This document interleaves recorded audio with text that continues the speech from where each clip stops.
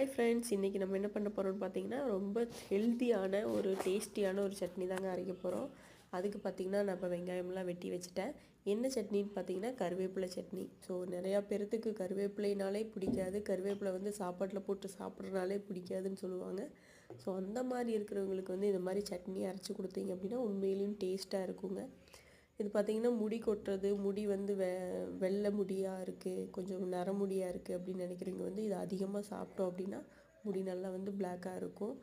ரொம்ப ஹெல்த்திங்க உடம்புக்கு. அதுவும் இந்த குழந்தைகளுக்கு ஸ்கூல் போகிற குழந்தைகளுக்குலாம் வந்து ரொம்ப ஹெல்த்தி.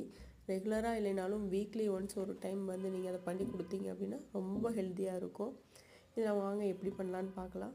இது வந்து நான் வந்து இங்கே மழை காலம் அப்படிங்கிறனால வந்து நல்லா தழைஞ்சிருக்குங்க, சூப்பராக இருக்குங்க. அப்படியே தலை நிறைய இந்த டைமில் தான் வந்து நிறைய கருவேப்பிலையும் கிடைக்கும்.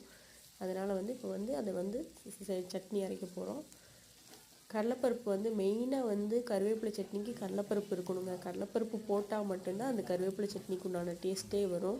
நம்ம வெறும் வெங்காயம் மட்டும் வதக்கி நம்ம கருவேப்பிலை நம்ம நார்மலாக செய்கிற மாதிரி செஞ்சோம் அப்படின்னா டேஸ்ட் கிடைக்காது. கம்பல்சரி வந்து இன்னும் உளுந்து போட்டாலும் இன்னும் டேஸ்ட்டாக இருக்குது. உளுந்து வந்து நான் இப்போ எங்கள் வீட்டில் இல்லை, அதனால் நான் வந்து உளுந்து போடாமல் கடலைப்பருப்பு மட்டும் போடுறேன். ஆனால் கடலைப்பருப்பு கம்பல்சரி வேணும். உளுந்து போட்டால் இன்னும் டேஸ்ட்டாக இருக்கும். ஆனால் கடலைப்பருப்பு இல்லாமல் சட்னி அரைச்சா வந்து ஒரு கச்சல் வந்து கொஞ்சம் அதிகமாக இருக்கும்.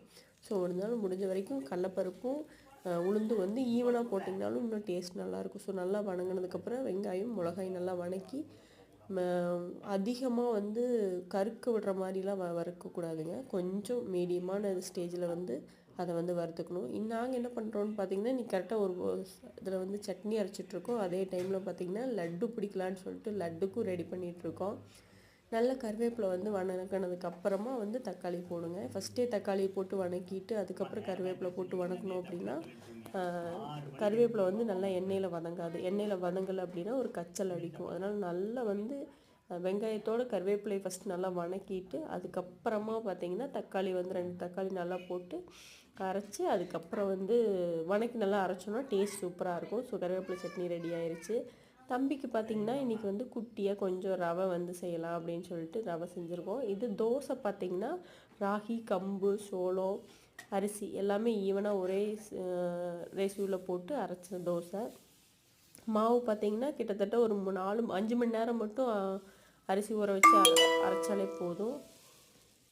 ஹாய் ஃப்ரெண்ட்ஸ், அனைவருக்கும் வணக்கம். ஸோ இன்றைக்கி என்ன டிஃபன் பார்த்திங்கன்னா ரொம்ப ஹெல்த்தியான ஒரு டிஃபன். என்னென்னு பார்த்தீங்கன்னா வந்து தோசையும் சட்னி. அது என்ன தோசைன்னு பார்த்தீங்கன்னா கம்பு,